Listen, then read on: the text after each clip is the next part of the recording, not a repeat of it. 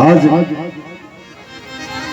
भगवान के विवाह की कथा में मनोज भैया का मन हुआ कि सारे कलाकारों का भी सम्मान होना चाहिए, तो माल्यार्पण करके सारे कलाकारों का भी आप सम्मान करने के लिए मंच पर उपस्थित है। तो आप मनोज भैया ने पैड प्लेयर आचार्य मोहित जी का सम्मान करके माल्यार्पण करके सम्मानित किया है। इसके बाद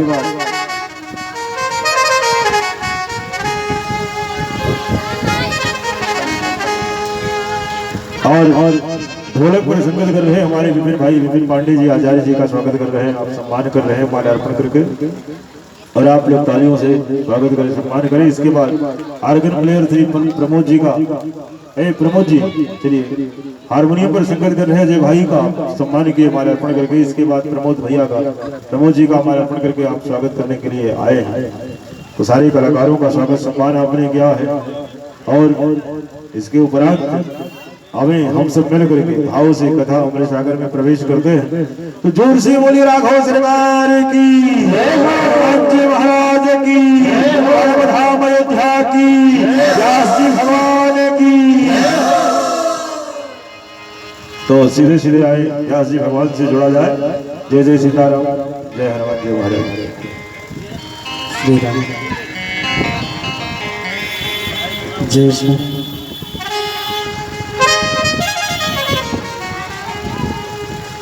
राधे श्री राधे जय श्याम जय श्याम राधे जय श्याम जय श्याम श्री राम जय श्याम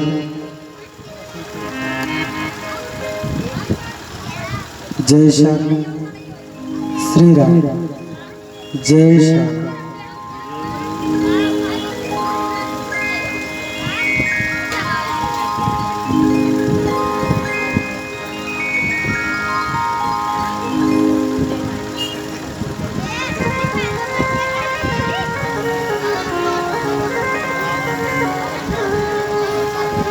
राधे जय श्याम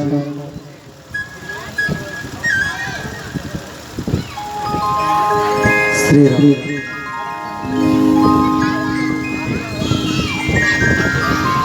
जय श्याम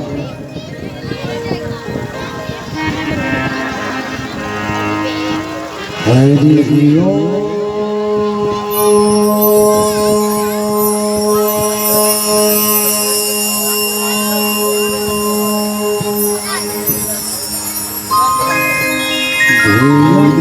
सदा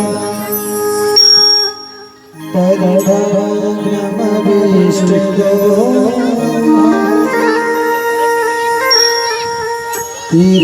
तीर्थास्पदं शिवविरचितं शरण्यं धृत्यार्तिहं प्रणतपाल भवाति पोतम् वंदे महापुरुषते चरणारविन्दम्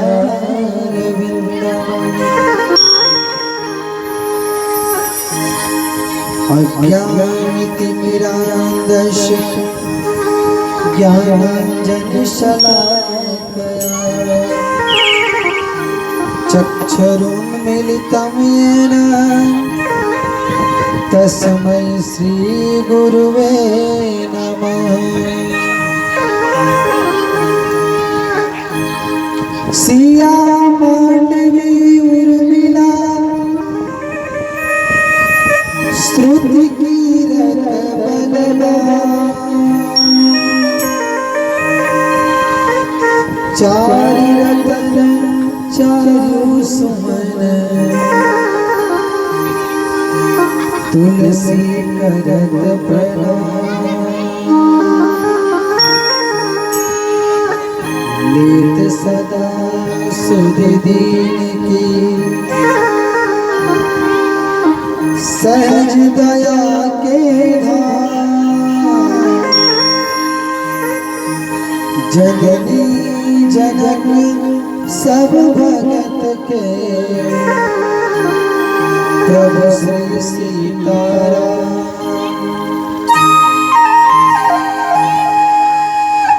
आपदामपहर्तारं दातारं सर्वसम्पदां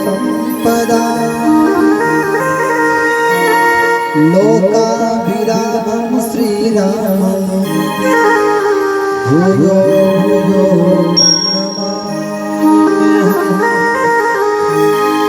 लोकाभिरामं श्रीरामं भूयो भूयो नमाम्यहम्।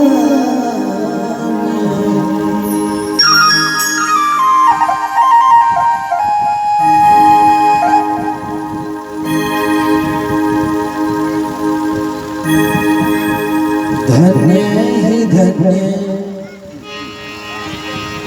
है भारत भूमि, जहाँ मन रेखा गई तुलसी।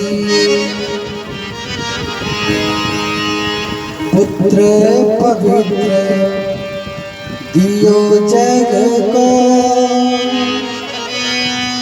जिससे धन धन्य है मानसी। मानस होकर मानस में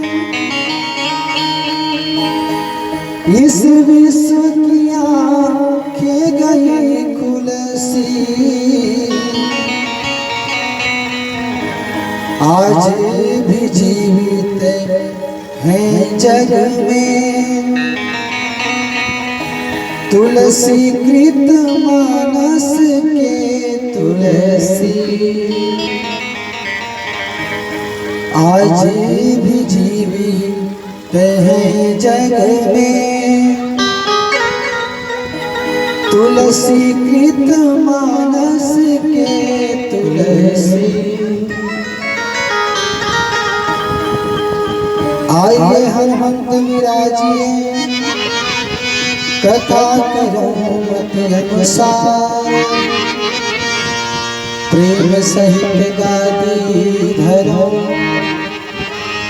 विराजिए पवन कुमार। श्री राम कथा के रसिक वर, भक्तराज मति धीर। आयस आसन लीजियो, तेज पुंज कबीर। जय जय माता शारदे, अब विनती सुनहु हमारे। वीणा को झनकारती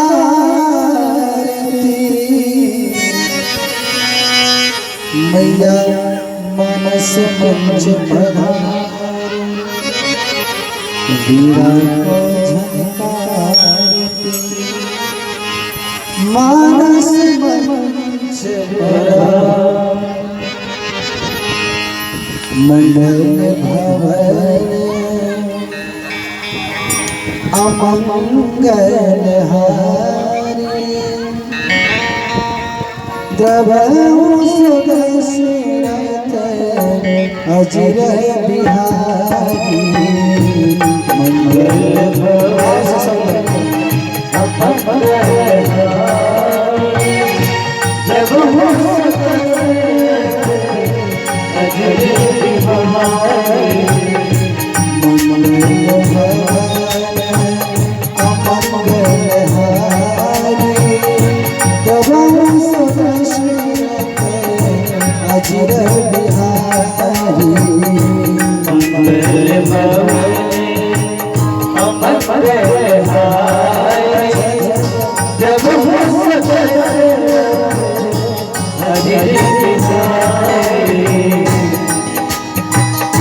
सागर शिवाही नाया नाथा, वरुणा राम गुणगाथा साधन शिवा नारायण माथा वरदान राम गुणगाथा पद कमल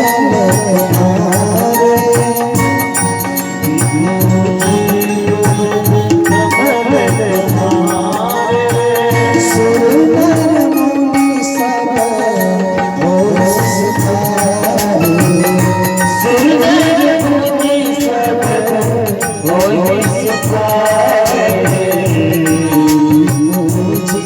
पद कमल तुम्हारे सुरनर मुनि सब और सिखारे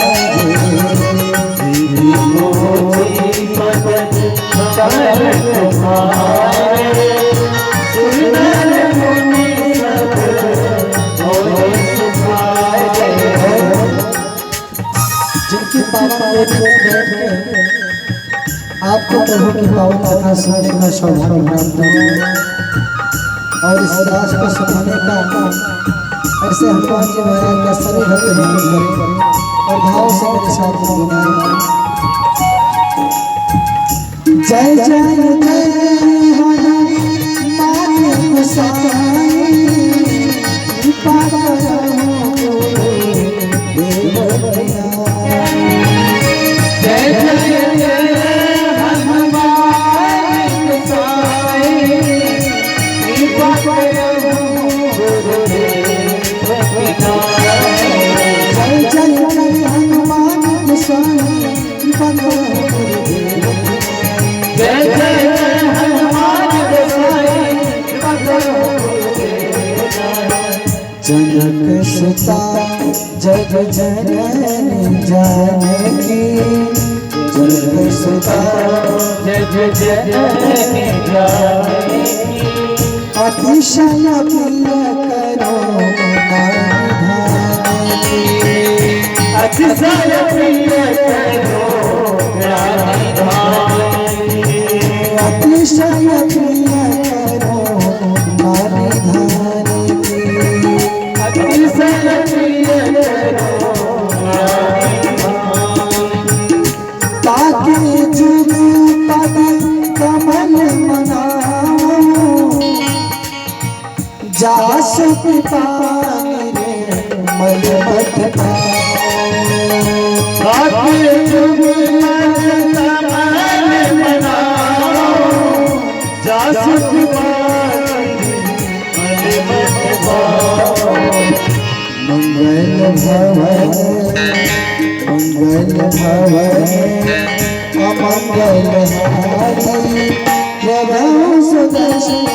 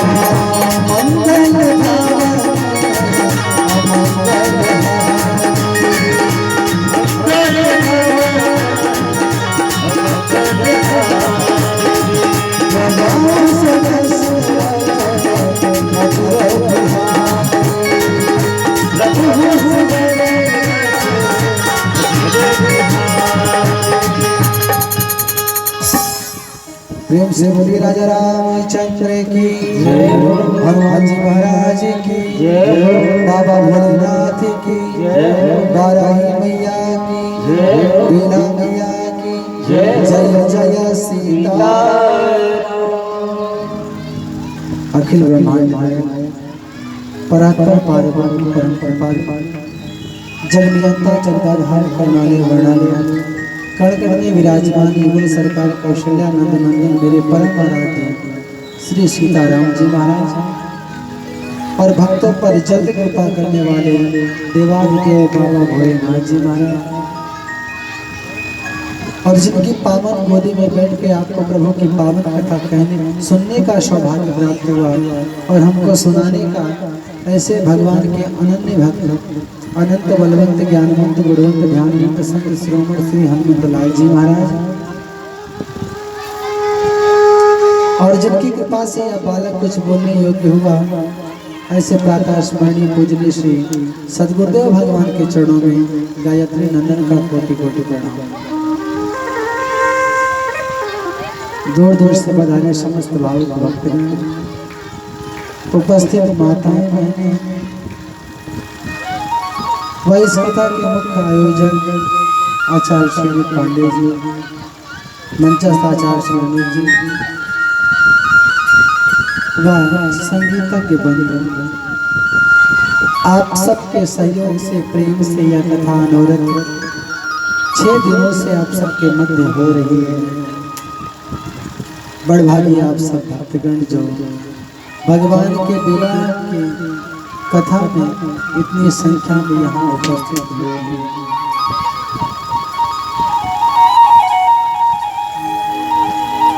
कहते हैं जीवन में अगर उत्साह की कमी हो,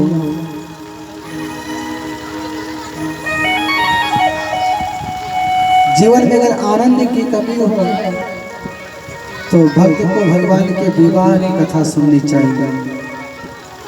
श्री रघुवीर विवाह जे सप्रेम गावे सुने, तिलकों सदा उत्साह मंगलायक राम। जीवन में अगर उत्साह की कमी है, आनंद की कमी है, तो ऐसे समय में जीव को भगवान के विवाह की कथा सुननी चाहिए। क्यों?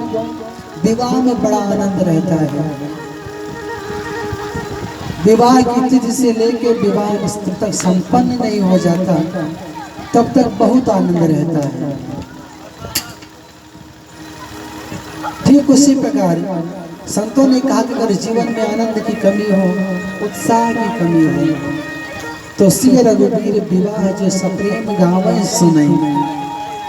भगवान का विवाह जो सप्रेम गाता है और जो सप्रेम सुनता है, दिन कहूँ सदा उत्साह, उनके जीवन में अनवरत चिरकाल तक उत्साह बना रहता है। किसकी कृपा से?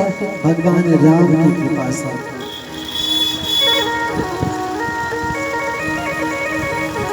तो आपके जीवन में उत्साह बना रहे, जीवन में सत्संग का अवसर मिलता रहे। इस मंगल कामना से आप सुंदर हो, इस मंगल कामना से आपका स्वभाव सुंदर हो,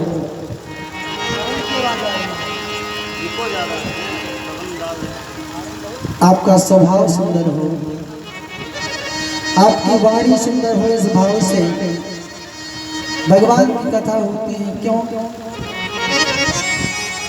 भगवान सुंदर है, उनकी कथा भी सुंदर है, और जो काम भगवान करते हैं वही काम भगवान की कथा करते हैं। भगवान क्या करते हैं? मंगल भवन अमंगल हारी। भगवान मंगल के भवन है, अमंगल को दूर करते हैं। और भगवान की कथा मंगल करनी कलमल हरनी, तुलसी कथा रघुनाथ की। भगवान की कथा मंगल करती है, कलिकाल के मल को, दोष को, अवगुण को हरती है। इसलिए जीवन में कथा मिले तो समझिए कि भगवान मिल गए। भगवान से ज्यादा प्रभावशाली भगवान की कथा है।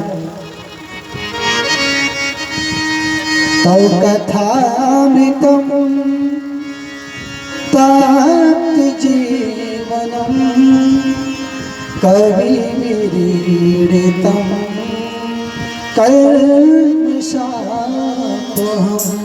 भगवान जब चले गए तो गोपियाँ कहती है, प्रभु आपसे अच्छी तो आपकी कथा है, आप आए और चले गए, आपकी कथा आप जब थे तब भी थी, आज नहीं हो तब भी है। आपकी कथा तो अमृत के समान है, अमृत से ज्यादा प्रभावशाली है। इसलिए जीवन में जब कथा मिले तो समझिए कि अमृत मिल गया है, राम कथा रूपी अमृत। तो कथामृतम ताप्त जीवनम। हृदय जब जल रहा हो, जब हृदय जल रहा हो, ऐसे समय में अगर भगवान की कथा मिल जाती है तो सुनत श्रवण पाई विश्रामा। ऐसे दौर में जब कथा सुनने को मिल जाती है तो जलता हुआ हृदय तृप्त हो जाता है। जैसे सीता जी को अपार कष्ट था, विनय करती हैं कि कोई मुझे अग्नि दे दे तो इस तन को मैं जला दूं। पर हनुमान जी पहुंचे तो रामचंद्र गुण बर नहीं लागा।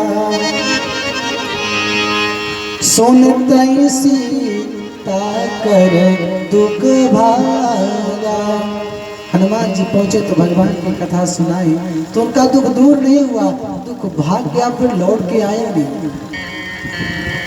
जीवन में जब सौभाग्य मिलता है और भाग्यशाली है आपको तो ऐसा सुंदर अवसर मिला है। भगवान को धन्यवाद दीजिए कि प्रभु आपकी कथा मिली, आपने इतनी करुणा की है। परमात्मा हमसे प्रेम करते हैं, उसका सबसे बड़ा प्रमाण यही है कि भगवान ने हम आपको अपने चरण शरण में रखा है, अपनी कथा दिया है। धन्यवाद भगवान को मानिए कि प्रभु जब से आपने शरण में आया हूँ तब से यह जीवन धन्य हो गया है। ये जीवन गया है,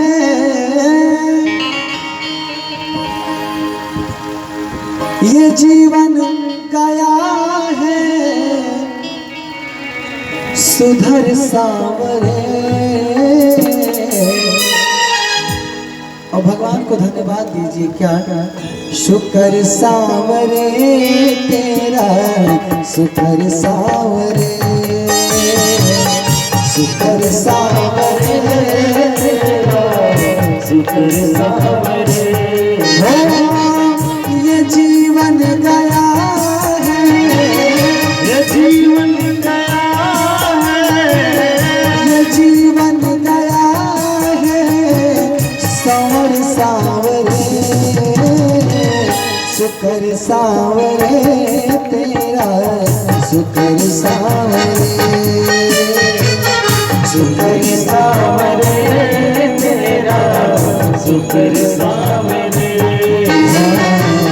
शुक्र सावरे तेरा, शुक्र सावरे। आओ सब पानी की सेवा करें, सब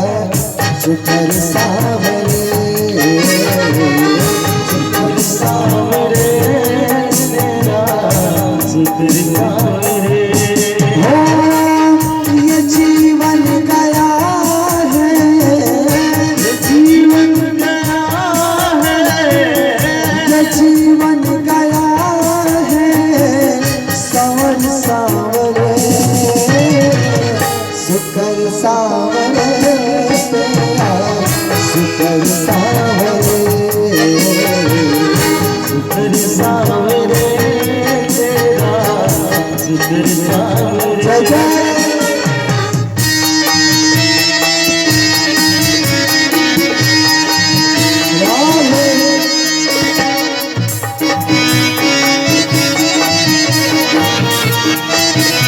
बोले हनुमान जी महाराज की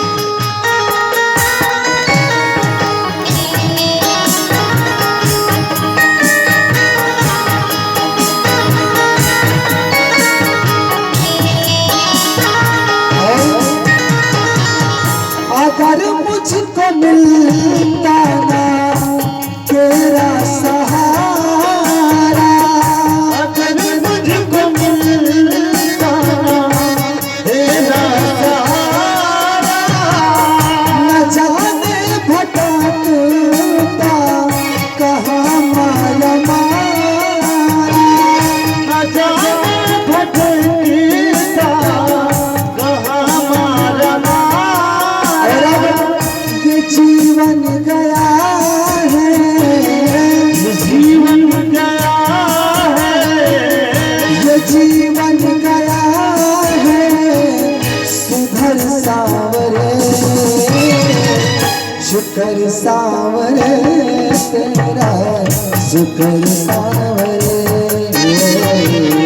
शुक्र सावरे तेरा शुक्र सावरे हाँ ये जीवन गया है ये जीवन गया है ये जीवन गया है संवर सावरे शुक्र सावरे तेरा शुक्र सावरे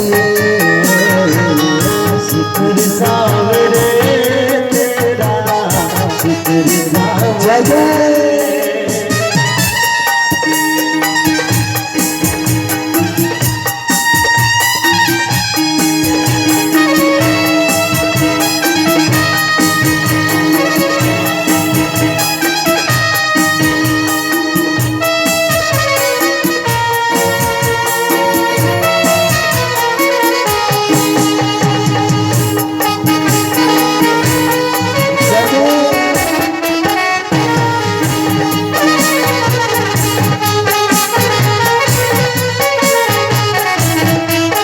और भगवान की कृपा हुई तो हुआ क्या नंदन को तेरे ना कोई कमी है नंदन को तेरा कोई कमी है आँखों में तेरी कृपा की नमी है आँखों में तेरी कृपा की नमी है सताए न चिंता सताए न चिंता सताए न चिंता फिकर सावरे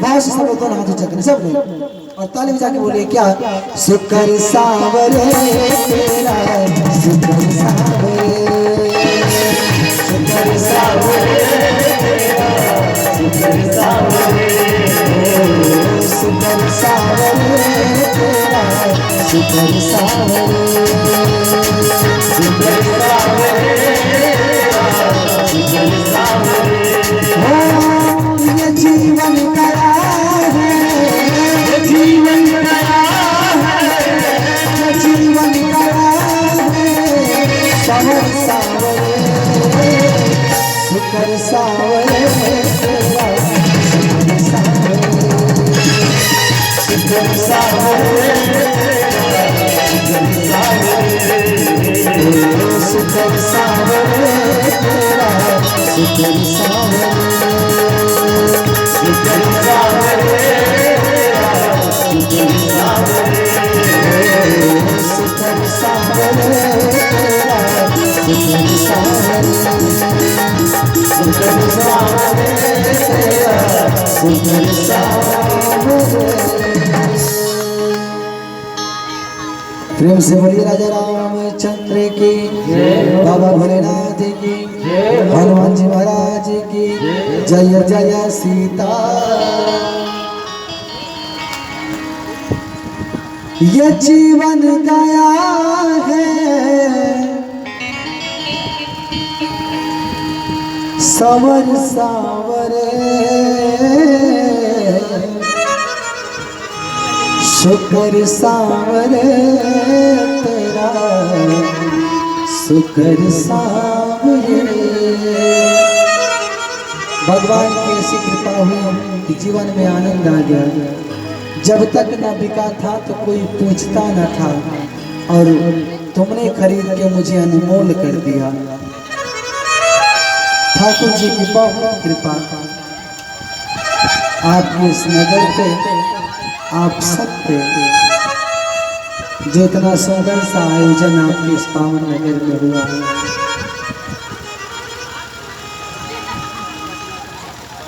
कल की कथा में हम आपने सुना भगवान गुरुदेव भगवान के यहाँ जाते हैं,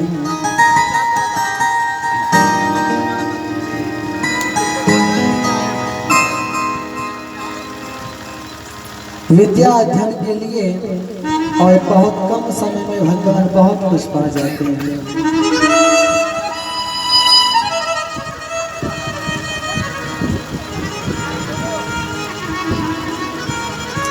गुरु गृह गए पढ़न रहे गुराई, अल्पकाल विद्या सब पाए। जाके सहज श्वास श्रुति चारी,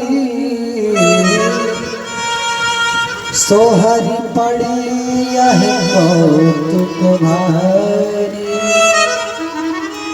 यद्यपि भगवान के रोम रोम से वेदों की उत्पत्ति हुई है, पर गुरुदेव भगवान की महिमा को बढ़ाने के लिए परमात्मा गुरु गृह गए पढ़ने रघुराई।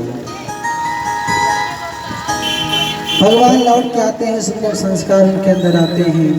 सुबह उठते हैं तो प्रातः काल उठेंगे रघुनाथा, माता पिता गुरु नावै माता। भगवान सबको प्रणाम कहते हैं। छोटे बच्चों को शिक्षा दें, उनको सिखाएं कि जब वह सुबह उठें तो माता पिता को प्रणाम करें, अपने से बड़े जो भी है सबको प्रणाम करें। पत्नी को चाहिए कि प्रातः जब उठे तो पति को प्रणाम करें, सास ससुर सबको प्रणाम करें। जीवन में प्रेम और संस्कार की झलक इसी विषय से झलकेगी कि आप करते क्या हैं। आपके कार्य से आपके स्वभाव का पता लग जाता है कि व्यक्ति का स्वभाव कैसा है। तो भगवान जय विधि सुखी हुई पुरलोगा, करहि कृपा निधि सोई संजोगा। जिस प्रकार से प्रजा आनंदित हो भगवान वह कार्य करते हैं। और आयश मांग करें पुर काजा। भगवान को कुछ करना होता है तो भगवान महाराज दशरथ से, महारानी कौशल्या से, महारानी कैकेयी से, महारानी सुमित्रा से आदेश मांगते हैं कि मैया मैं ये काम करना चाहता हूँ, करूँ कि नहीं करूँ। और जब भगवान ऐसा कुछ करते हैं तो देखी चरित मन हर राजा। महाराज दशरथ राम जी के चरित्र को देख के बड़े आनंदित होते हैं। भगवान बड़ी सुंदर लीला करते हैं। आज भगवान का विवाह होना है। आज भी ऐसी मान्यता है, भगवान से हम आप इतने अंतरंग भाव से जुड़े हैं कि आज भी जब हमारे यहाँ बारात आती है तो ये मान्यता है कि जो दुल्हा है वह राम रूप में आज हमारे दरवाजे पर आती है। इसीलिए माताएं कहती हैं कि आज जो दुल्हा आएगा तो वो राम रूप में होगा, वो राम ही होंगे। हर सगुनाली है राम आवत हुई है, ऐसी मान्यता कि जो दुल्हा आएगा वो कोई और नहीं, किसी का बेटा नहीं होगा, वो राम ही होंगे। लौंगा इलायची का पीरा लगायो, बीरवा कुचक राम आवत। ये भाव रहता है जो दुल्हा आ जाएगा वो किसी का बेटा नहीं होगा, किसी का भाई नहीं होगा, वो साक्षात राम ही होंगे जो आज दुल्हा बन के आएंगे।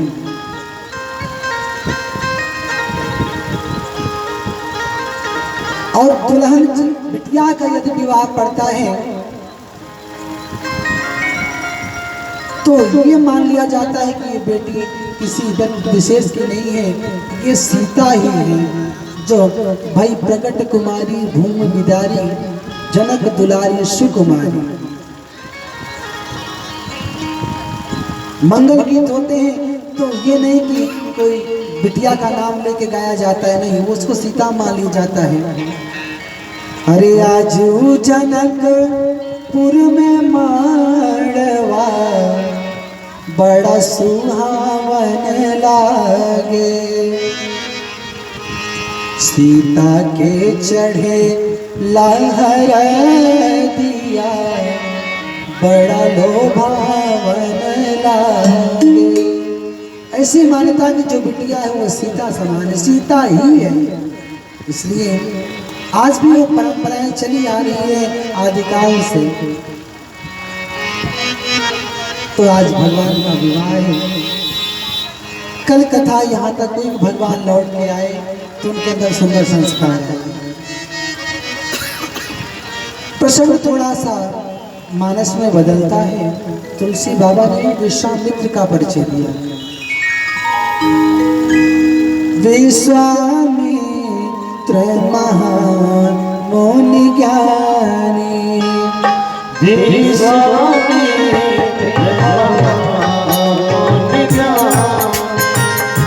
बसहि विपिन शुभ आश्रम जानी, बसहि विपिन शुभ आश्रम जानी। जह जग जग जग मुनि करहि, जह जग जग मुनि करहि। अति मारी चुसबाहु डरहि, अति मारी चुसबाहु डरहि। गाधी तनय मन चिंता व्यापी, गाधी तनय मन चिंता व्यापी। हरि बिनु मरहि मनुषि चर पापी, हरि बिनु मरहि मनुषि चर पापी। ओ हरि बिनु मरहि मनुषि चर पापी। हरि बिनु मरहि मनुषि चर पापी। विश्वामित्र जी महाराज गाधी के पुत्र हैं। वन में भगवान का भजन करते हैं, पर जब यज्ञ करते हैं तो मारी जो सुबाहु दो राक्षस हैं आके यज्ञ विध्वंस करते हैं। उन्होंने विचार किया कि बिना भगवान के ये मरेंगे नहीं, हम मारेंगे तो फिर से जन्म लेंगे, पर भगवान मारेंगे तो जन्म का आवागमन से मुक्ति मिल जाएगी। ध्यान लगाया तो देखा क्या कि भगवान महाराज दशरथ के यहाँ अवध की पावन भूमि पे अवतरित हो चुके हैं अपने भाइयों के साथ।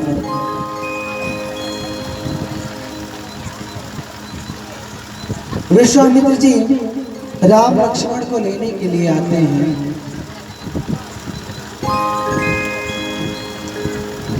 महाराज दशरथ को मालूम चलता है कि विश्वामित्र जी आए हैं। मुनिया गमन सुना जब राजा, मिलन गया दिव्य समाज। महाराज दशरथ ब्राह्मणों को साथ लेके विश्वामित्र को विवाह जाने जाते हैं। विवाह के नगर में आते हैं, सुंदर आसन पर बैठाते हैं, चरण प्रक्षालन करते हैं और फिर पूछते हैं कहीं कारण आगमन तुम्हारा। मुनिवर मैं जानता हूँ कि संत महात्मा यूं ही तो कहीं नहीं आया जाया करते हैं, आने जाने का कुछ ना कुछ प्रायोजन निश्चित होता है। आप बताओ आपके आने का क्या कारण है? कहूँ सो कर तो न लाऊं बाबा। आप एक बार कह तो दो, मैं विश्वास दिलाता हूँ कि जो आप कहेंगे हम वो करेंगे। तो विश्वामित्र ने कहा असुर समूह सतावहि मोहि। राजन मैं वन में तपस्या करता हूँ तो राक्षसों का समूह बड़ा परेशान करता है। तो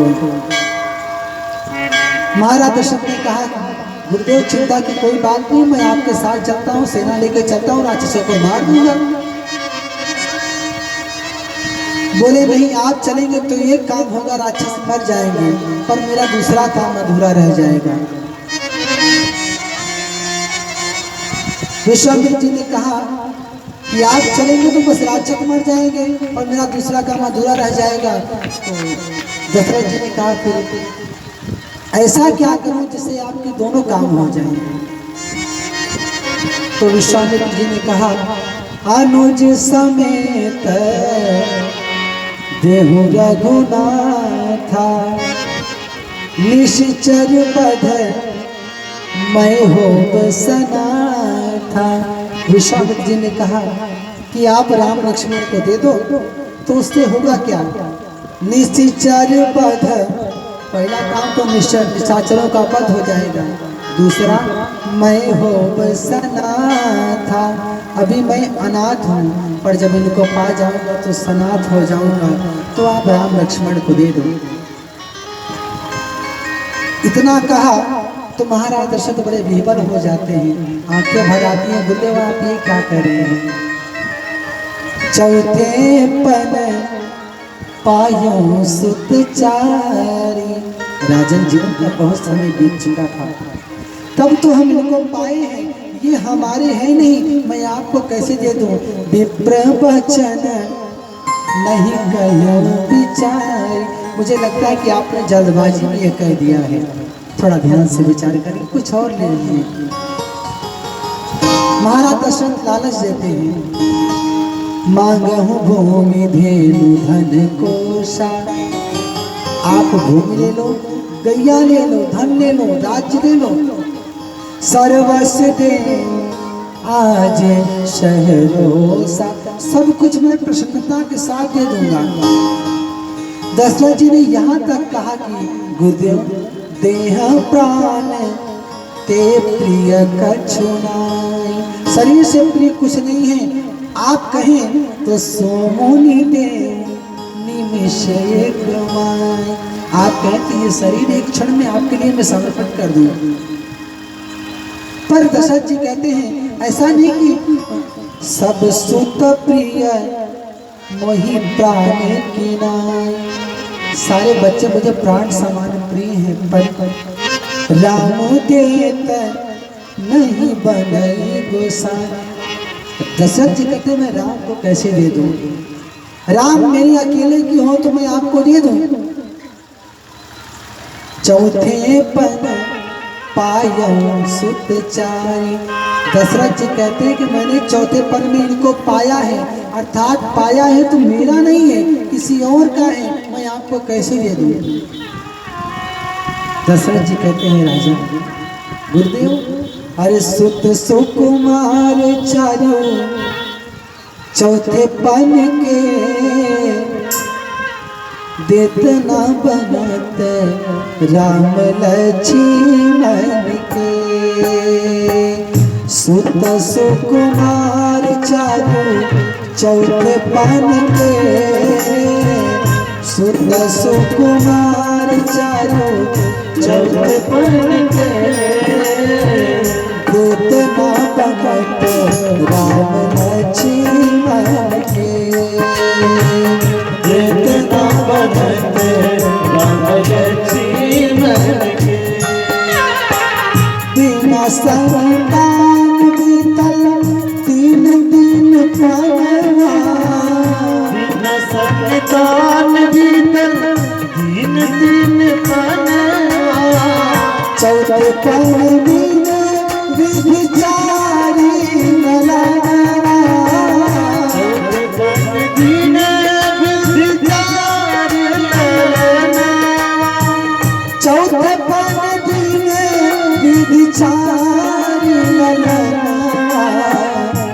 दशरथ जी कहते हैं गुरुदेव ये नहीं आधार हमरे जीवन के, ये नहीं आधार हमरे जीवन के, देता भगत राम लक्ष्मण के, देता भगत राम लक्ष्मण के। सुत सुकुमार चारों चौके पर सुत सुकुमार चारों चौके पर के, देता भगत राम लक्ष्मण के, देता भगत राम लक्ष्मण के, देता भगत राम लक्ष्मण के। देता भगत राम लक्ष्मण के। दशरथ जी बड़ी व्याकुलता प्रकट करते हैं कि मैं राम को कैसे दे दूं।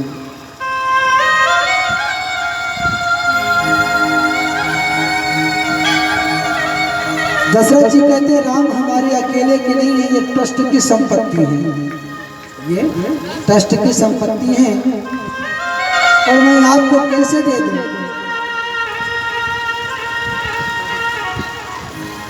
और कथा ऐसी आती है,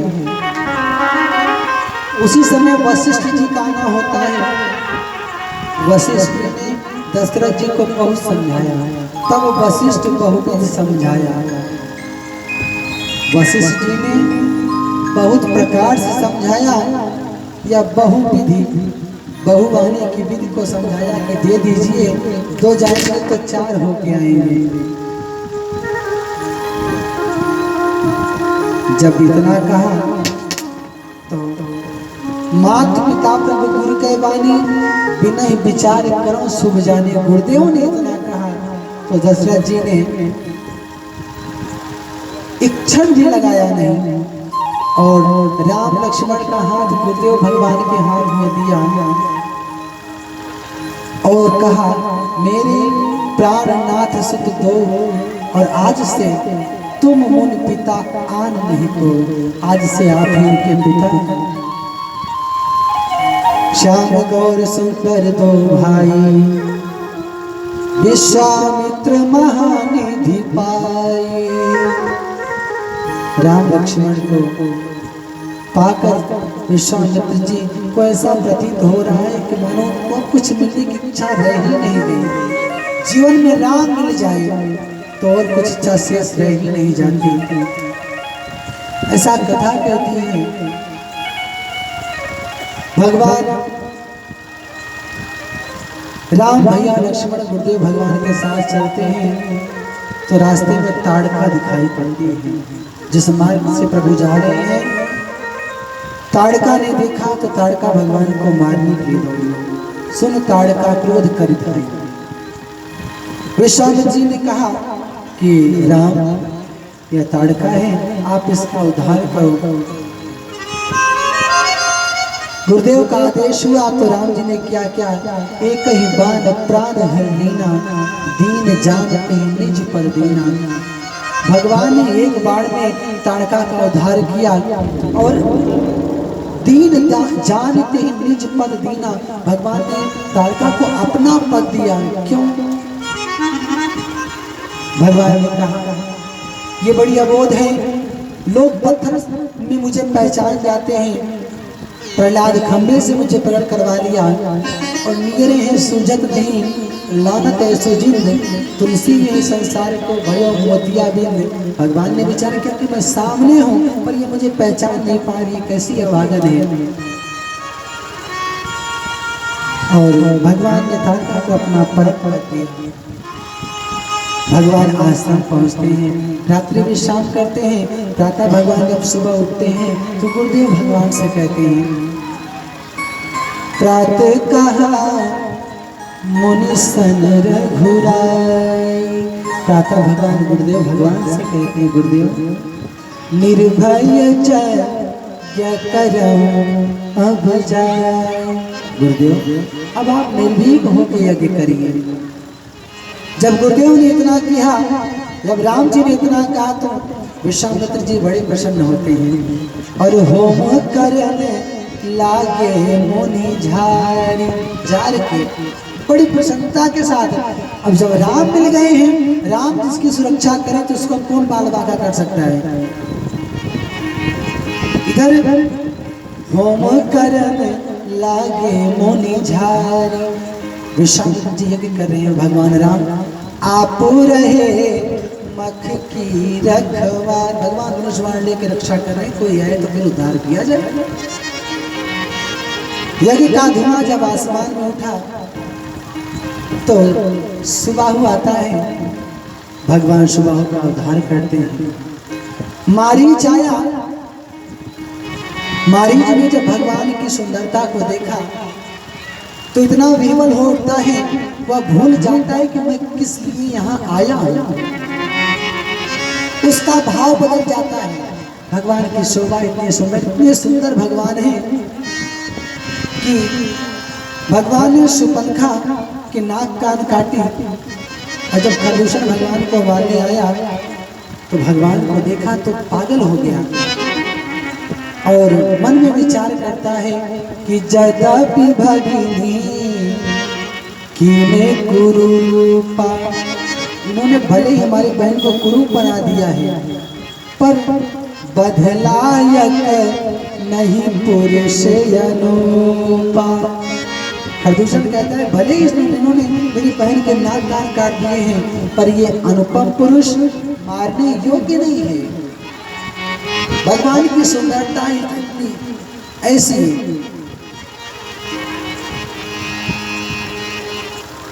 इतने कोमल भगवान हैं, इतने सलोने हैं कि आप विचार करिए सबसे ज्यादा कोमल क्या होता है। कमल पुष्प बहुत कोमल होता है, पुष्प बड़ा कोमल होता है। अच्छा कमल के ऊपर जो बैठा है वो व्यक्ति भी कोमल होगा, कमल से कोमल होगा तभी इसके ऊपर बैठा होगा। तो कमल के ऊपर बैठी कौन है? कमला लक्ष्मी जी। कमल से कोमल है इसलिए कमल के ऊपर बैठी है वो। और शरीर में सबसे कोमल होता है क्या? हाथ। सबसे पहला कोमल कमल, फिर कमल से कोमल कमला अर्थात लक्ष्मी जी, और कमला से कोमल कमला के कर कमल। लक्ष्मी जी के कर कमल बड़े कोमल हैं। और कथा ऐसी आती है जब जब लक्ष्मी जी अपने कोमल कोमल हाथ से भगवान विष्णु के चरण दबाती हैं तो इतना दाब पड़ता है कि भगवान के चरण लाल लाल हो जाते हैं, इतने कोमल भगवान हैं। तो खरदूषण ने कहा कि जदापि भगिनी कीने कुरूपा और बदलायक नहीं पुरुष अनुपा। इन्होंने भले ही हमारी बहन के नाक कान काट दिए हैं पर यह अनुपम पुरुष मारने योग्य नहीं है। तो मारीच का भाव बदला। भगवान ने विचार किया कि इसका तो भाव बदल गया है, इसको कैसे मारे। भगवान ने धनुष पर बाण चढ़ा लिया है तो अब बाण तो निकाल के रखेंगे नहीं, अब मारना तो निश्चित है। भगवान ने किया क्या? जो बाण का नुकीला भाग होता है उसको जमीन पर थोड़ा सा ऐसा रगड़ दिया, वो नुकीला भाग टूट जाता है। और तब बिनु फैल बाण राम ते ही मारा, बिनु फैल बाण राम ते ही मारा, बिनु फैल बाण राम ते ही मारा, बिनु फैल बाण राम ते ही मारा। सकल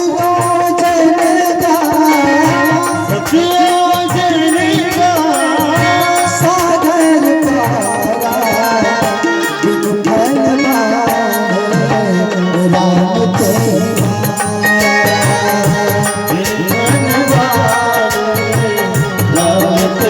पारा बिनु फैल बाण राम ते मारा।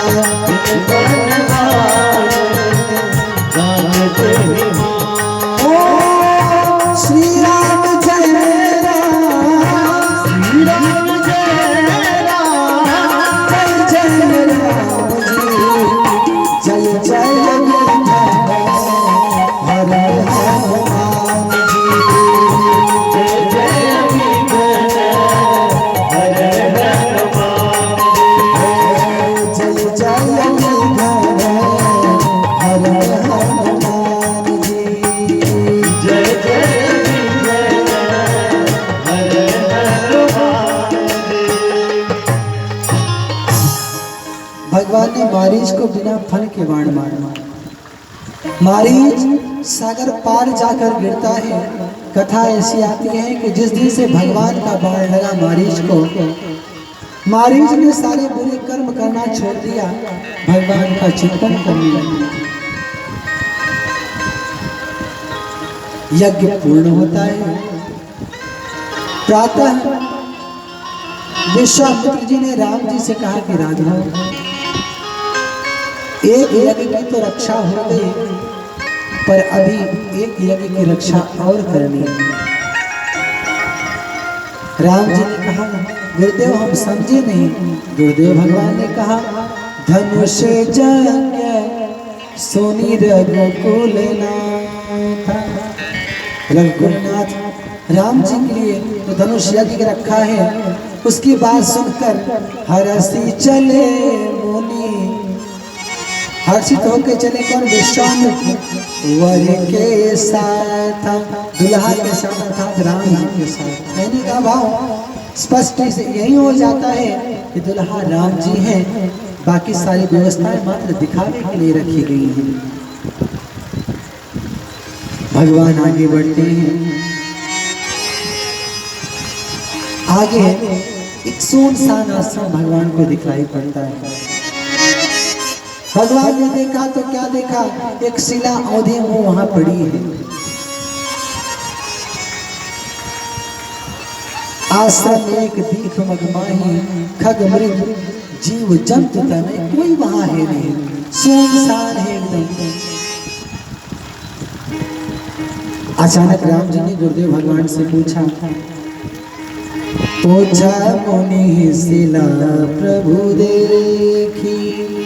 भगवान ने शिला को देखा तो विश्वामित्र जी से पूछा कि शिला कौन है?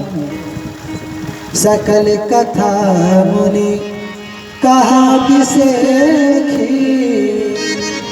सकल कथा मुनि कहा बिसेखी। अहिल्या के जीवन की व्यथा थी जो बताया, पर तुलसी बाबा ने लिखा कि सकल कथा मुनि कहा विषय की। क्यों? जिसके जीवन की व्यथा स्वयं परमात्मा सुन ले तो वो व्यथा भी कथा में परिवर्तित हो जाती है। इसलिए सकल कथा मुनि कहा विषय की। भगवान ने पूछा, ये कौन है? विश्वामित्र जी ने कहा कि राघव आप आगे चलो, कौन है, क्या है, आपको इससे क्या लेना देना? राम जी ने कहा, नहीं गुरुदेव, मेरा लेना देना तो मेरे भक्तों से लगा ही रहता है। राम जी ने कहा कि मेरा लेना देना मेरे भक्तों से लगा रहता है। तो विश्वामित्र जी ने कहा कि राघव आपको समझे नहीं। राम जी ने कहा कि मैं कहीं से लेता हूं और कहीं को दे देता हूं।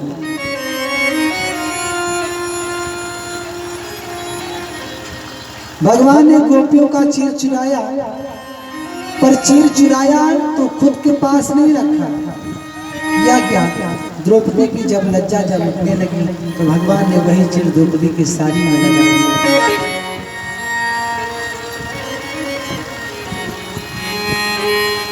खैच कर लाई है अबला जब भरे दरबार में।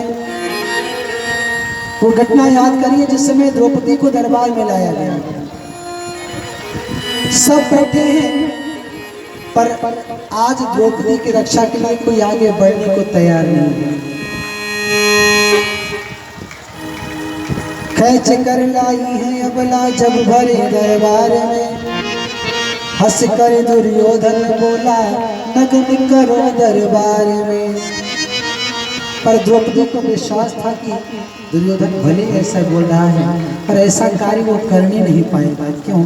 यहाँ पितामह भीष्म बैठे हैं, द्रोणाचार्य बैठे, मेरे 5 पति बैठे हैं, कोई ना कोई तो मेरी रक्षा करेगा। पर जीवन में जब दुख आता है तो रक्षा के लिए कोई सामने नहीं आता। द्रौपदी ने सबके ऊपर अपनी आशा भरी दृष्टि डाली कि शायद कोई मेरी रक्षा कर दे। पर आज सबके सब मुंह लटकाए बैठे हैं। द्रौपदी की लज्जा बचाने के लिए कोई आज आगे आने को तैयार नहीं। द्रौपदी ने सबको गुहार लगाई, पर मैंने पहले दिन कहा कि जब कोई नहीं आता तो मेरे राम आते हैं, मेरे दुख के दिनों में वो बड़े काम आते हैं। जीवन में जब दुख आता है, परेशानी आती है, विपत्तियां आती हैं, तो सिर्फ और सिर्फ परमात्मा साथ देते हैं। द्रौपदी को विश्वास हो गया कि आज मेरी रक्षा कोई यहाँ करेगा नहीं।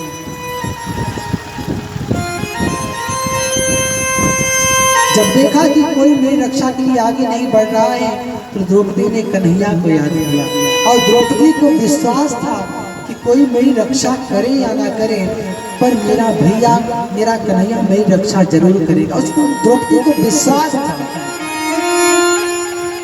भक्ति में विश्वास बहुत आवश्यक है। बिन विश्वास न हरि भगत, तेहि बिन मोह न भाग, मोह गए बिन राम पद होय न दृढ़ अनुराग।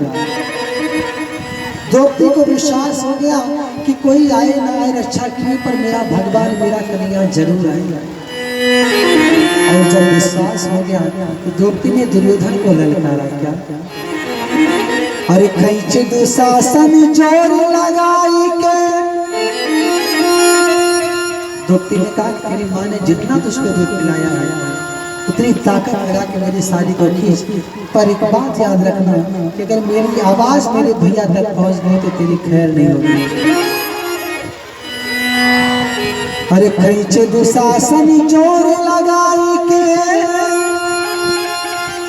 अनटेर हमारी जब सुनी पई है, अरे भौजी के गोदी में हुई है भले, विश्वास हमें है नहीं भूलिए। द्रौपदी ने कहा कि अगर मेरी आवाज वो सुन लेंगे, मुझे विश्वास है निश्चित आएगी। तेरे सुने नया बेर करे हरि, रहिया में कतौना देर लगई है, अरे नारी नदी बंदा कतकी, हिरना बन के बिरना चलिए। द्रौपदी रो रही है और कन्हैया से कह रही है, कन्हैया अगर आज आप नहीं आओगे तो आज के बाद मैं किसी को मुंह दिखाने लायक रहूंगी। द्रौपदी भगवान से कहती है कि कन्हैया, यूं तो कहने को मेरे 5 पति हैं, 5 पति पैसी गति। द्रौपदी ने कहा कन्हैया, किसी की एक पति हो और उसकी पत्नी की अगर लाज रुक रही हो तो पति मर मिटने को तैयार हो जाता है, पर आज 5 पति पर ऐसी गति, यही गाँव में साझी आग लगई बे, अरे सासुर में सबका अरबा, अब नैहर से बिरना बोलबई बे। द्रौपदी ने कहा सबके सब कायर की तरह बैठे हैं, आज भी रक्षा के लिए कोई आने को तैयार नहीं हो रहा है। भगवान तेरा कन्हैया तू जल्दी से आ जा। भगवान को आने में थोड़ा सा विलंब हुआ। द्रौपदी को लगा कि लगता है कन्हैया नहीं आएंगे। द्रौपदी ने कहा अगर आज आप नहीं आओगे तो आज से मेरा और आपका जो रिश्ता भाई बहन का है वो मैं तोड़ दूंगी, और आपके लिए जो मैं राखी बना के रखती हूँ, सामान के रखती हूँ, सारे संबंधियों को कि आज मैं तिलांजलि दे दूंगी। आज के बाद मेरा आपका कोई रिश्ता नहीं रहेगा। द्रौपदी ने कहा सावन में तोहे बाधे बधे, जरई हम ताल में बोर बनाई, अरे माघ मलई खिचड़ी अइबा, सरी जाए तबो हम छोर बनाए।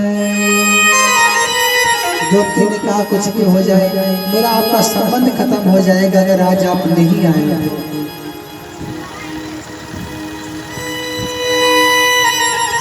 भगवान को बहुत याद कर रही है, द्रौपदी बहुत रो रही है।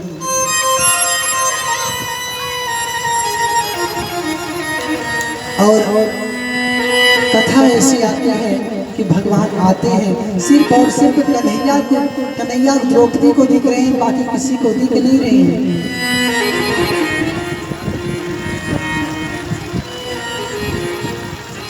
द्रौपदी नाराज है, क्यों? भगवान को आने में थोड़ा विलम्ब हो गया। भगवान ने द्रौपदी से कहा कि बहन, अरे राह में पानी भी ना पियनी, तवनो पे तू गाल फुलायल बाड़ो, अरे सारी द्वारिका यहे तोहरो, लुगरी बद का कोहनायल बाड़ो। भगवान ने कहा बहन सारी द्वारिका तुम्हारी तो थोड़ी सी सारी के लिए परेशान है। और भगवान ने कहा बहन मुझे याद है एक समय मेरी उंगली में चोट लग गया, सारी पटरानियां सारी रानियां सब चिल्ला रही है कोई वैद्य बुलाओ, कन्हैया की उंगली में चोट लग गया है, कोई पराम लगाओ, पर कोई मेरे पास खड़ी नहीं हो रही है।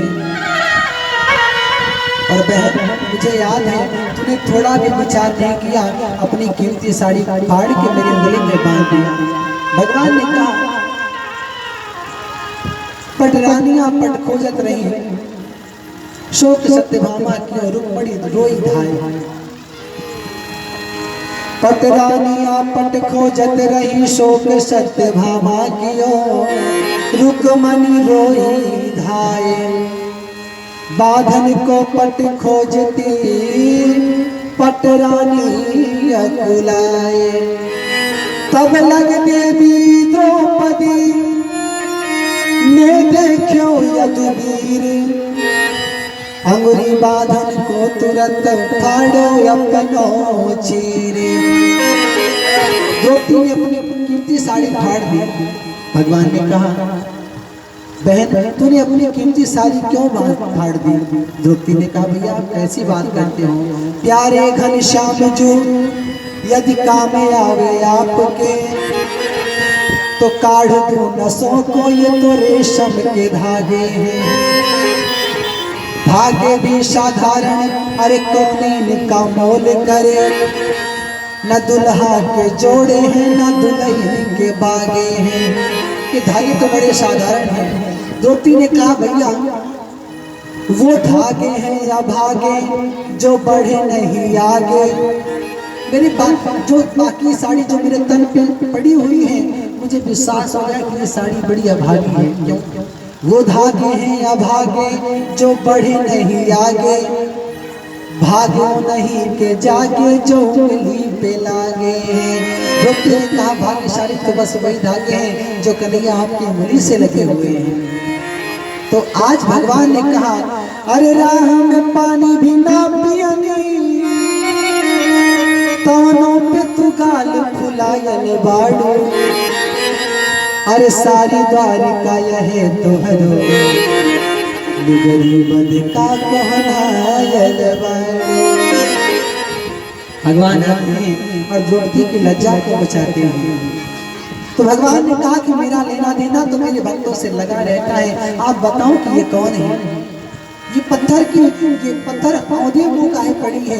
ये कौन है? ये आश्रम इतना सुनसान क्यों है? पंछी भी कलरव नहीं कर रहे हैं, चिड़िया चहचहा नहीं रही है, कोयल कूक नहीं कर रही है। जब इतना कहा तो गुरुदेव की आंखें भर आई।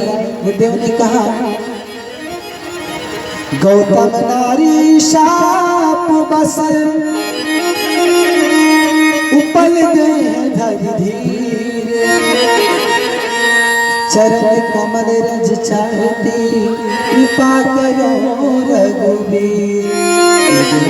ने कहा राघव ये गौतम ऋषि अहिल्या है, आपके चरण रज से इनको मुक्त होना है।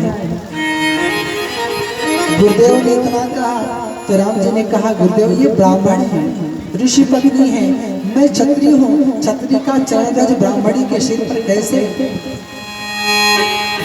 इतना कहा तो गुरुदेव ने कहा कि राघव आप वो समय याद करो जब आपके पिता महाराज दशरथ ने आपका हाथ मेरे हाथ में दिया था। क्या कहा? मोरे प्राणनाथ सुत दो, आज से तुम मुनि पिता आगे नहीं को। कहा था कि आज से आप ही पिता हैं। तो विश्वामित्र जी ने कहा बेटा जब मैं ब्राह्मण हुआ तो तुम क्षत्रिय कैसे हो गए। इतना कहा तो राजा की समझ में बात आ गई। भगवान ने पांव उठाया, अहिल्या के मस्तक पे थोड़ी सी हवा चली, थोड़ी चरण रज अहिल्या के मस्तक पर गिरी। पर सत पद पावन शोक न सावन प्रकट भई तप पुंज सही। अहिल्या प्रकट होती है। अहिल्या पहले विचार करती कि भगवान मिलेंगे तो मैं उनसे पूछूंगी किस मैंने ऐसा क्या किया था कि जिसके परिणाम स्वरूप मुझे इतनी कठिन सजा मिली। अहिल्या ने विचार किया था कि मेरा दोष क्या था, मैंने किया क्या था, मेरी गलती क्या थी। भगवान मिलेंगे तो मैं उनसे पूछूंगी। पर आज जब भगवान को सामने देखा तो अहिल्या का भाव बदल जाता है। अहिल्या ने जो सोचा था सब बातें मन में रह जाती हैं। भाव वही हुआ, अरे मिलो न तुम तो हम घबराए, मिलो तो आँख चुराए। पहले सोचा था कि भगवान से कहूंगी, पर जब सामने आया तो सारा भाव बदल गया है। पहले कुछ और था, आज जब भगवान को देख तो भाव कुछ और हो गया। मिलो न तुम तो हम घबराए, मिलो तो आँख चुराए, हमें क्या हो गया है, तुम्हें क्या हो गया है। मिलो न तुम तो हम घबराए, मिलो तो घबराए मिलो तो आँख चुराए, हमें क्या हो गया है,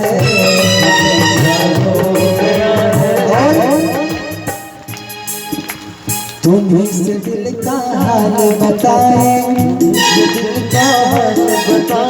तुम्हीं से दिल का हाल बताए, क्यों तुम्हीं से आज छुपाए, हमें क्या हो गया है, तुम्हें क्या हो गया है, तुम्हें क्या हो गया है। मिलो न तुम तो हम घबराए, तुमको घबराए मिलो तो आँख चुराए, हमें क्या हो गया है, हमें क्या हो गया है, हमें क्या हो गया है।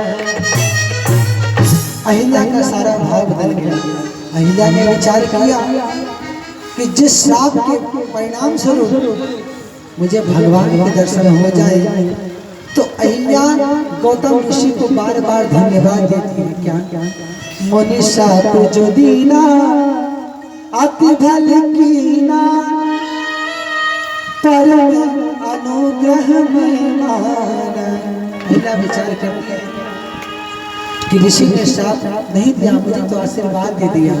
अहिल्या विचार करती है कि जिस श्राप के परिणाम स्वरूप भगवान के दर्शन हो, ऐसा श्राप मैं जन्म जन्मांतर तक स्वीकार करना पसंद करूंगी जिस श्राप के परिणाम स्वरूप मुझे परमात्मा के दर्शन हो जाए।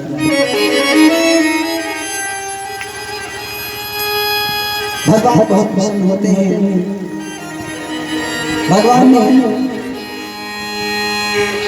अहिल्या से कहा कि आप कोई वर मांगो। भगवान ने अहिल्या से कहा कि आप कोई वर मांग लो। अहिल्या ने कहा मुझे